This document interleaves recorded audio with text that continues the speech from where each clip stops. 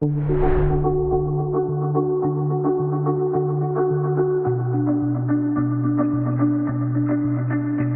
guys, I'm Marcus from Shoot It Film and Photography, and in this behind the scenes video we are going to take a look at an assignment for a German company that manufactures anesthesia equipment, which is used on hospitals and clinics of different kinds. And we're gonna take a look at all the gear we used for this shoot, such as cameras, lights, microphones, accessories and so on.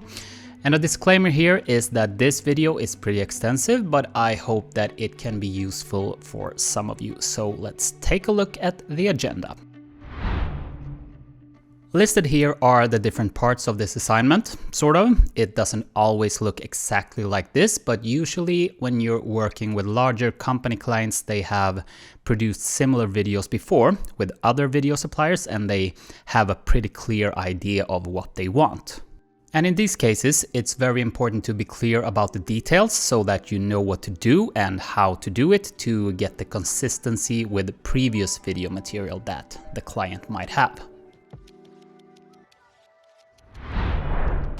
I usually get inquiries for shoots like this through my website. If someone is looking for a photographer or filmmaker in my area, my website is usually pretty easy to find. So we set up a Teams meeting with the representatives from Germany to go through the scope of this assignment and what the client needed. And one lucky thing here also was that I had been in contact with a specific plastic surgery a few years ago on another assignment, so I was already acquainted with the owner. In this case, I had great help from the client themselves when it comes to storyboard, script for interview questions, what they wanted to highlight and so on. And this is pretty convenient working with a client who has everything specified from the beginning. It makes my job as a photographer much easier. Because this is not always the case. Sometimes a client doesn't really know exactly what they're looking for. And in a case like that, it might be up to you as a photographer to also put together a suggestion for a script, a storyboard, a shot list and so on. But in this case, all this information and preparatory work was provided by the client. Whenever you have the opportunity, I recommend that you have a written agreement with the scope of work. This makes things easier for everyone involved. In this case, the client already had a very specific template that I could use to specify what should be produced and delivered. And in this document, you should also specify all the fees and costs and maybe also what is not included in your agreement. And this part differs a lot from different clients. Usually when you're working with smaller clients and smaller assignments, maybe they don't really care about contracts and have everything specified. But with bigger corporate clients, this is usually mandatory. And these assignments for larger companies usually also means more work and more money for you as a contractor. So it's worth going through all the prep work needed. Another thing I strongly recommend if you have the opportunity is to scout the location a few days before the actual day of shooting. In this case, the location happened to be in my hometown, so a few days before I just went there and had a look to find some suitable locations for the interviews, the B-roll scenes and so on. It's very helpful to know if you have access to electricity. Do you need to bring extension cords? What kind of space do you have at your disposal? Is there enough room for you to use your biggest diffusers or like set 3 or 4 lights? Will you have enough room or will you have to compromise in any way? Just lots and lots of stuff that is always good to check. And another good thing to know before the shoot is the sound situation. Maybe there's a room that the client think is gonna work just fine, but it turns out that there's an awful amount of reverb in that exact room. Or maybe there's a loud ventilation system that cannot be turned off. Maybe there's ongoing construction work just outside the window. All of these things can be handled in a much better way if you know about them before the actual shoot.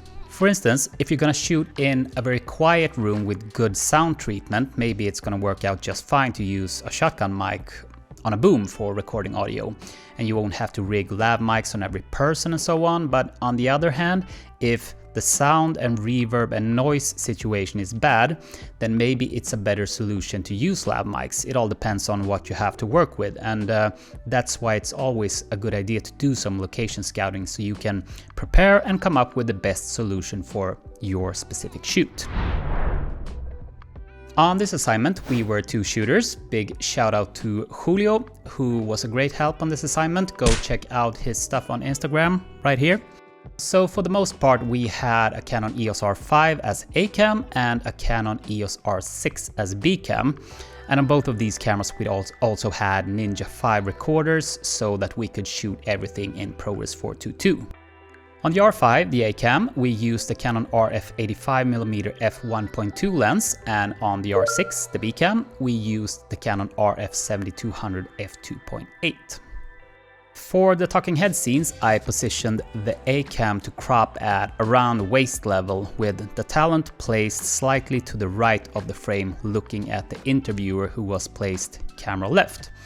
And the B-cam was a bit more zoomed in to get a tighter crop and just to mix things up a little bit between the 2 different camera angles.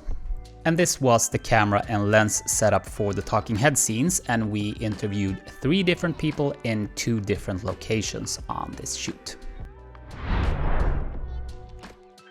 For the light setup, I used my trusty Aputure lights, 2 120D Mark II and 1 300D Mark II, and we also used tube lights from Nanlite, either as a highlight or hair light in the talking head scenes, or just for some fill light in one of the B-roll scenes.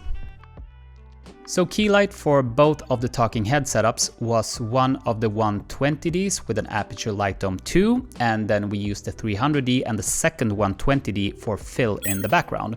So either we used the standard reflector or we had it bare bulb, and then we just bounced the light off the wall or the ceiling to get a very even and soft spread. Because the context here was sort of a medical style video, healthcare and all that, we just wanted everything nice and bright and clean. Nothing moody or dark, no harsh shadows or some artsy Rembrandt lighting or anything like that. Just bang on, light up everything. And when it comes to light setup, I strongly recommend you to use the same brand of lights when possible. And this is because different light manufacturers are very likely to have different deviations in terms of color tint and color temperature compared to what it's specified as. So do not take it for granted that only because a light is specified as 5500 Kelvin that it actually is 5500 Kelvin. And the way to find out is to use a spectrometer, one of these. If you haven't used one of these and you're making a living as a videographer, I strongly recommend you to consider this investment. These things are quite expensive. This C800 is about 1800 euros, and from there the prices go up. And I thought about getting one of these before, like 2 years before I got it. But since I got it, I use it on every single shoot, and that's both video and photography.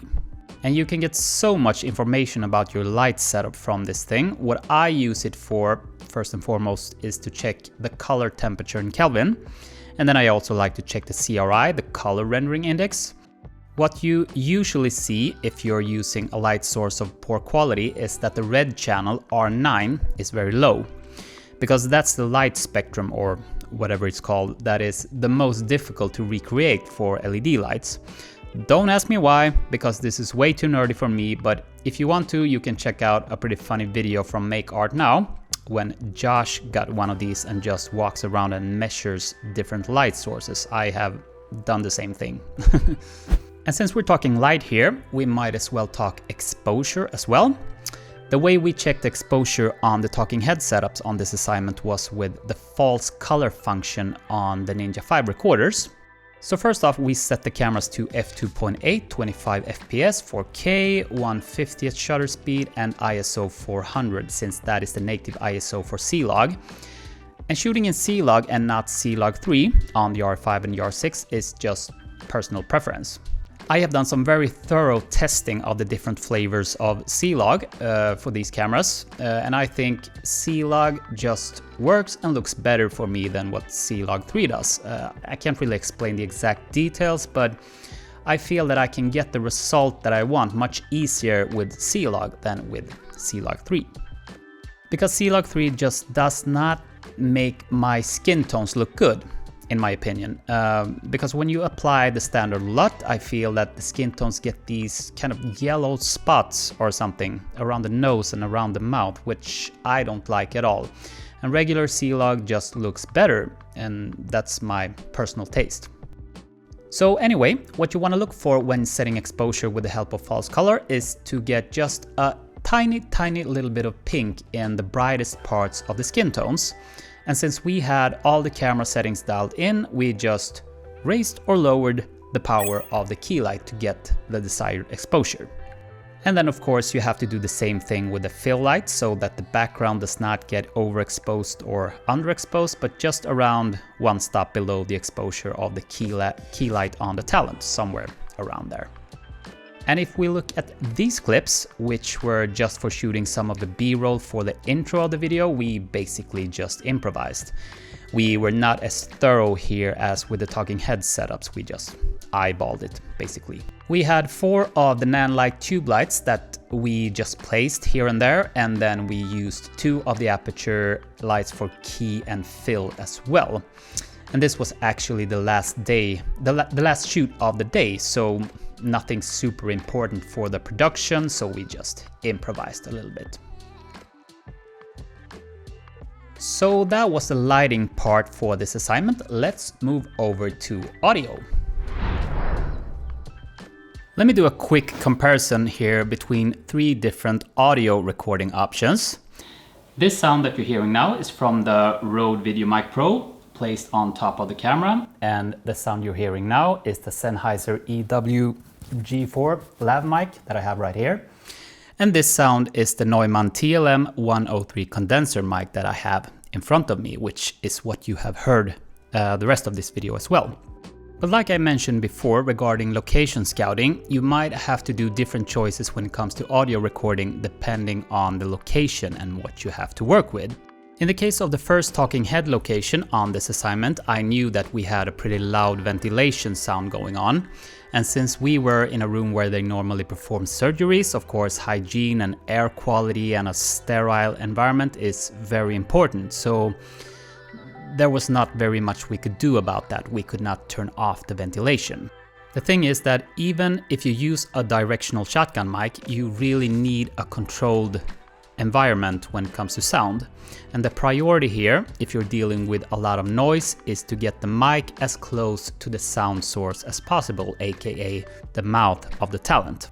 That is just my experience. You cannot beat the quality that you get from a fairly good lav mic, regardless of how good your shotgun mic is, simply because the lav mic is closer to the sound source in a noisy environment.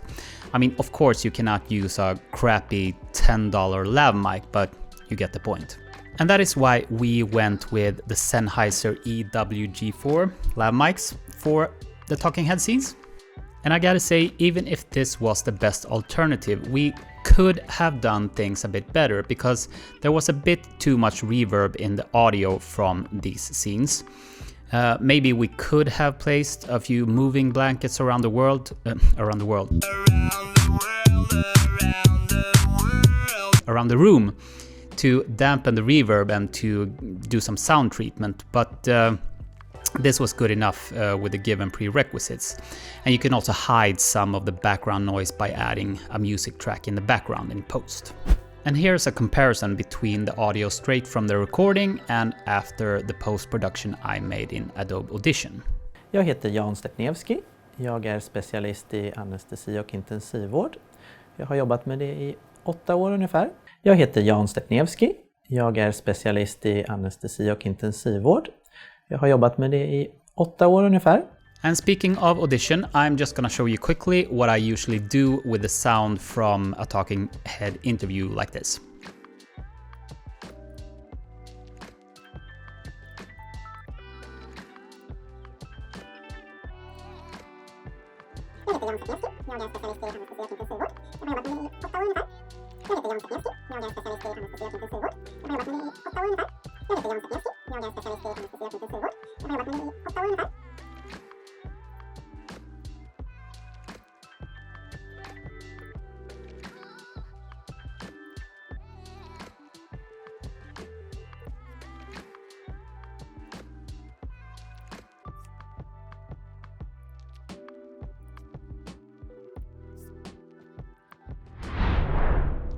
For the talking head parts, we had a representative from the client who was asking the questions, and therefore they could angle the questions and the answers to what they wanted to highlight. And this was very convenient because then we could focus on the technical stuff with the cameras and the audio while they were doing the interview. And a super important tip here is that when you feel that you have all the shots and the answers you need, do it all over again. Because when you do it the second time, the talent is much more comfortable and the answers are probably gonna get even better with a better flow. And I can say from experience that we almost always end up using the last take when it comes to talking head interviews. So that is exactly what we did. We had the camera rolling for about 10 minutes at a time, then we took some short breaks and started again and so on. So we felt pretty confident that we had the material we needed for each talent. And something you can prepare for when you're shooting talking heads in a corporate setting is that depending on the person that you're gonna interview, he or she might have very limited amount of time. If you get a schedule where you have the entire day at your disposal, then congratulations. Because sometimes you only get 15 or 20 minutes of their time, and in those cases you better nail everything right away. When it comes to positioning of the talent, there are pros and cons to have the talent standing or sitting. For example, when they stand up, they automatically get a better posture, sort of. But the bad thing is that if someone is a bit nervous, they might forget that they have to stand still in the same spot and they keep moving around a little bit. So if you have the talent sitting down, you know that he's gonna stay in the same spot. But on the other hand, he might get a bit of like hunchback, worse posture, especially if the interview is long. So yeah. Both pros and cons with standing and sitting. And now for the best and most fun part of any video shoot, B-roll. For this assignment, we had a pretty clear suggestion for B-roll from the client, but we were also given a lot of freedom to film whatever we thought looked good and was suitable for the final video. And since we were two shooters, we kind of divided the tasks a little bit between us. Julio took care of all the gimbal shots and I used the tripod. And then both of us basically shot the same B-roll, but since one camera was moving on a gimbal and the other one was static on a tripod, we got some pretty good variety. Some of the B-roll clips were just highlighting the product, the equipment, and in the surgery room we had already set the light for the talking head scenes before, so we let that light setup stay while we were shooting the B-roll clips. And some of the other scenes also specified in the script were more staged and included interaction between the talents. We also had some scenes to shoot outside for the intro, where the owner of the clinic was sort of on his way to work. And this was nothing fancy at all really, all natural light. And for this scene I used the excellent tracking of the Canon R5, which works very well in my experience. If there is a person in frame, the camera finds him automatically and then just keeps the focus locked on. These B-roll scenes were shot in 50 frames per second and then slowed down to 25 frames per second in post, so that we got a little nice slow-mo going on here. And here we can also see an example of Julio's excellent gimbal work, just doing a little orbit around the talent. And when you shoot a scene like this, it's a good idea to instruct the talent where you want him to look. In this case, look into the camera. But in another scenario, you might want the talent to look somewhere else and to keep looking at the same spot the entire time. And try to act as if the cameraman is not circling around him and doing this orbit thing. One very interesting thing about this assignment was that I was gonna shoot B-roll from an actual surgery. And I was a bit nervous about this because if you're not a surgeon, it's a pretty unusual situation. But everything worked out very well. I didn't faint or anything like that. And the scenes we needed were not details from the actual surgery itself, but more how the anesthesia equipment was working during the surgery. And also specified in the script were some close-ups of the staff doing different tasks and so on. On this occasion, we did not use any LED lights, but instead we used the light we had available in the surgery room. Because since this was an actual surgery, we could not interfere with setting up a lot of extra tripods and soft boxes and stuff like that. So I shot all this B-roll handheld with the R5 and the RF 28-70 f2. And I kept the aperture opening pretty large, shooting at f2.8 or even wide open at f2. And then I used a built-in light meter to set exposure, and this worked out pretty good actually. And again, I used the excellent face and eye tracking of the R5, and I must say that it does a pretty damn good job. I shot everything in 50 frames per second here as well, and then we slowed it down to 25 frames per second in post. And I'm very happy with the results from this surgery B-roll, given that the only thing I used was the camera body, a lens and a neck strap. So don't tell anyone that sometimes less is more, because then I have no way to justify all the gear I buy. Another part of this assignment was to get some establishing shots of Örebro, the town I live in. And for this I used the Mavic 3 Cinedrone to get some aerial shots of landmarks that are pretty known for this town. So first off we have the water tower called Svampen, or the mushroom in English. And I basically just timed the weather to get some nice shots with a blue sky and did a few different drone moves. We ended up using a couple of seconds of this orbit shot here. And then we also have the castle, which is probably the most recognized landmark of this town. So same thing here, I just did some basic drone moves to get a few different alternatives for the editing. All the drone footage was shot in ProRes 422 4K D-Log, 50 frames per second here as well, so that I could slow this down to 50% speed in post. When it comes to post-production for this assignment, the process was actually pretty straightforward, and what I mean by that is that the message and the storyline was already set before we even start shooting. And this was thanks to a very good preparation from the client. They knew exactly what they wanted from the beginning. And this makes things a lot easier, because even if you haven't shot all the scenes that you need in the correct order, you still know which footage you need to put in which order, sort of. And there were no advanced cuts or transitions or graphics needed here really, just very simple hard cuts, and then to mix the A-roll with the suitable B-roll. And a good tip here is to spend some time organizing your footage in folders with clear naming before you start editing.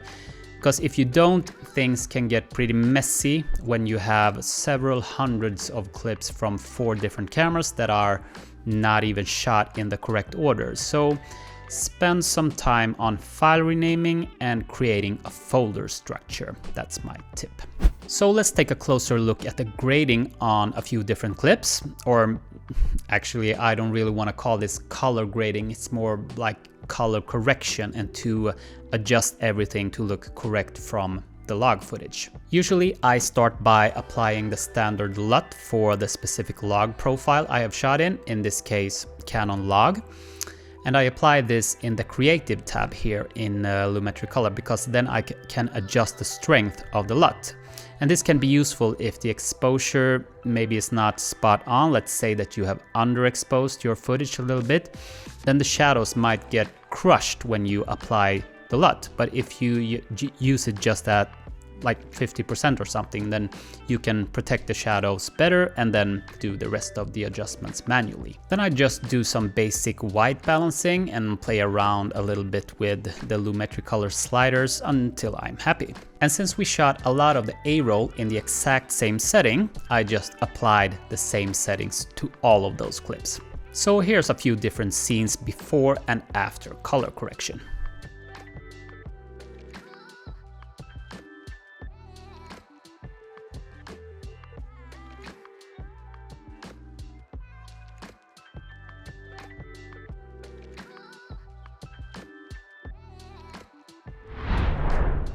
So to round this video off, I'm gonna show you one of the 2 final edits from this shoot. It's in Swedish, of course, so that might be a bit tricky to understand if you're not Swedish, but here goes.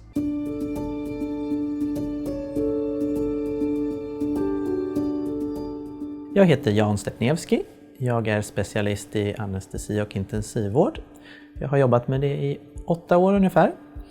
Och just nu jobbar jag som narkosläkare på Diamond plastikkirurgi och är ansvarig för den dagliga driften här på operation. Jag heter Fia Strand och jag är anestesisjuksköterska här på Diamond plastikkirurgi. Jag har jobbat som anestesisjuksköterska i 16 år. Här på Diamond plastikkirurgi använder vi både intravenös och gasanestesi, alltså inhalationsanestesi. Att sitta och räkna på anestesieffekt under pågående anestesi är ju en svår uppgift både för anestesisköterskan och anestesiologen. Och det är oavsett om vi använder intravenös eller inhalationsanestesi. Ett adekvat anestesidjup är viktigt för att jag vill att mina patienter ska må så bra som möjligt under och efter anestesi. Det ska inte finnas någon som helst möjlighet att de vaknar eller känner någonting under ingreppet. Sen är det förstås viktigt under själva uppvakningsfasen att inte den förlängs onödigt, att man har sövt patienterna för djupt. Ett vanligt problem under anestesin är hypotension, det vill säga att patienten inte håller blodtrycket. För att uppnå ett adekvat anestesidjup så jobbar vi med målstyrd anestesi. Utifrån patientens tidigare anestesier, utifrån det vi vet om patientens längd, vikt, så ställer vi in mål och där får vi en bra hjälp av Smart Pilot View. Jag kan säga så här att vi använder betydligt mindre vasoaktiva läkemedel för att hålla blodtrycket uppe på våra patienter sen vi började med en målstyrd anestesi och sen vi började med Smart Pilot View. Den datan vi får från Smart Pilot View hjälper oss att uppnå den målstyrda anestesin vi behöver för att få en bra logistik inne på operation. Vi får en grafisk presentation av viktiga data i form av tid och läkemedelskoncentrationer och förväntad effekt hos patienten. Smart Pilot View stödjer mig på så sätt att jag kan se hur djupt patienterna är sövda och hur mycket läkemedel som jag kan förvänta och behöva ge. Smart Pilot View är ett bra beslutsstöd där man kan följa de ändringar du har infört i maskinen vad gäller gaskoncentration eller vad gäller inställning på det intravenösa läkemedlet. Smart Pilot View är väldigt enkel att använda. Jag uppskattar att jag kan se balansen i anestesin och även förutspå vad som ska ske framåt i tiden. När det gäller att beräkna uppvakningstiden så får vi ett bra grafiskt beslutsstöd i Smart Pilot View. Jag tycker det är mycket lättare att planera uppvakningstiden med Smart Pilot View än med det traditionella sättet att söva på. Vår upplevelse av att använda det beslutsstödet är att vi nästan på minuten kan beräkna när patienten vaknar upp. Vi använder Smart Pilot View hela tiden och det har hjälpt oss mycket i det dagliga arbetet på kliniken. Vi får mycket positiv feedback från våra patienter. Många av våra patienter som kommer hit för att opereras har erfarenheter från andra kliniker och vara opererade och sövda. Det bästa med Smart Pilot View kan ofta sammanfattas med en patient som kommer till kliniken som har haft en tråkig erfarenhet av anestesi med mycket postoperativt illamående och det har varit svårt att komma igång och bli mobiliserad efter kirurgin. Patienterna har mindre postoperativt illamående än vid tidigare kirurgi. Patienterna är piggare. Patienterna upplever också att de kommer snabbare hem, vilket är viktigt för både oss och patienten. När vi använder Smart Pilot View så är patienterna mycket piggare och de har en kortare tid på kliniken för att de mår så bra. De patienterna där vi har lyckats med vår målstyrda anestesi mår så mycket bättre och de blir glada och de får skicka kanske till och med en positiv feedback till vår anestesisköterska dagen efter. That is it for this behind the scenes video. I hope you liked it. If you have watched this far, you might as well hit those like and subscribe buttons too, if you haven't already, because I have a lot more BTS videos like this coming up. Maybe not as comprehensive as this one, but from different kinds of paid assignments for real clients. So big thanks for watching, and I'll see you in the next one. Take care, stay safe, bye.